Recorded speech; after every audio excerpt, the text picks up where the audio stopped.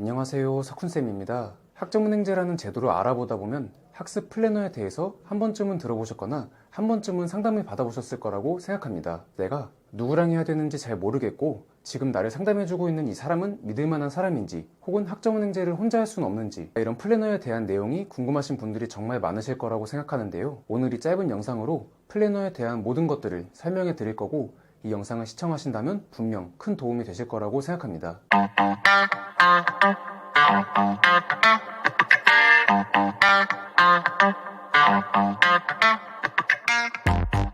먼저 학습 플래너에 대한 인식 정말 좋지 않습니다. 여기저기 광고성 글이 많기도 하고 플래너 피해 사례에 대한 글 또한 실제로 흔하게 찾아보실 수 있는데요. 학점은행제 관련된 포털 사이트들을 돌아다니다 보면 학점은행제 플래너 없이 그냥 혼자 하세요, 이런 여론이 훨씬 많습니다. 자, 그럼 이런 인식들 사이에서 제 생각을 한번 말씀드려 보겠습니다.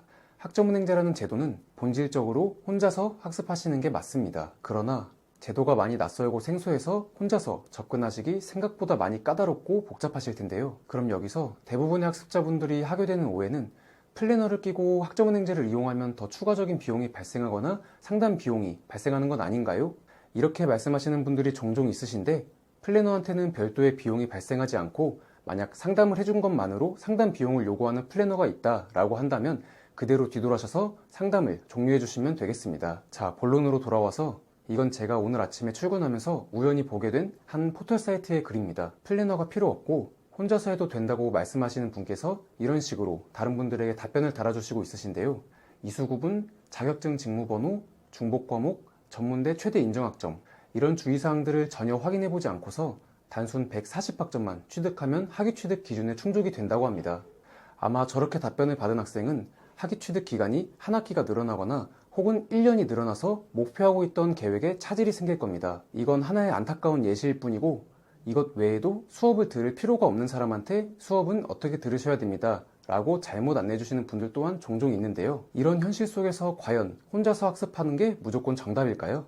물론 학습 플래너한테 잘못된 안내를 받고 학위를 늦게 받게 되는 그런 피해 사례 또한 간혹 존재합니다. 하지만 혼자서 학점은행제를 이용하시는 분께서 그 모든 주의사항을 확인하고 철저하게 계획해서 혼자 수업을 듣는 것이 저는 더 어렵다고 생각하고, 방금 전에 들어드린 안타까운 예시처럼 익명의 사람한테 잘못된 정보를 전달받아서 잘못되게 준비를 하는 경우도 분명 생기기 마련입니다. 그리고 또 혼자서 수업 과정을 전부 다 맞춰서 학위 신청을 했는데 학위가 나오지 않아서 저한테 모든 학점을 다 충족했는데 왜 저는 학위가 나오지 않을까요?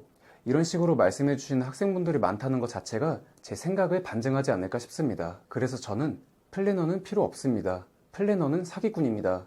이런 영상과 글만 허다하고 정작 플래너가 필요한 이유에 대한 그런 언급은 따로 없어가지고 제가 이렇게 직접 영상을 촬영하게 됐습니다. 제가 마지막으로 드리고 싶은 말씀은 모든 플래너가 학업을 계획하는 것이 완벽하지 않을 수 있습니다. 그리고 실력 많고 경력이 많은 플래너를 찾는다는 것 또한 전 학생 입장에서 현실적으로 조금 어렵지 않을까 이렇게 생각을 하는데요. 우선 여러 플래너한테 상담을 조금 받아보고 내가 목표하고자 하는 플랜에 가장 적합하고 조금 현실적인 플랜을 제공해주는 플래너와, 그리고 어떤 이유 때문에 이런 전공과 이런 계획을 세웠는지 타당한 이유로 나에게 설명해주는 사람과 같이 하는 게 중요하다고 생각하고요. 정말 가장 중요한 건 플래너한테 플랜을 받고 나서 그 플랜표를 무조건 맹신하면서 수업을 듣는 게 아니라 학습자 본인이 국가평생교육진흥원에 들어가서 이렇게 내가 준비를 했을 때 정말로 내가 목표하고자 하는 학위가 나오는 게 맞는지, 그리고 주의사항들에 걸리지 않는지 또 다시 한번 확인을 해보는 습관을 꼭 기르셨으면 좋겠습니다. 자, 그럼 플래너 없이 혼자 학점은행제를 이용해도 되는 사람은 누구냐? 학점은행제라는 제도를 어느 정도 잘 알고 있고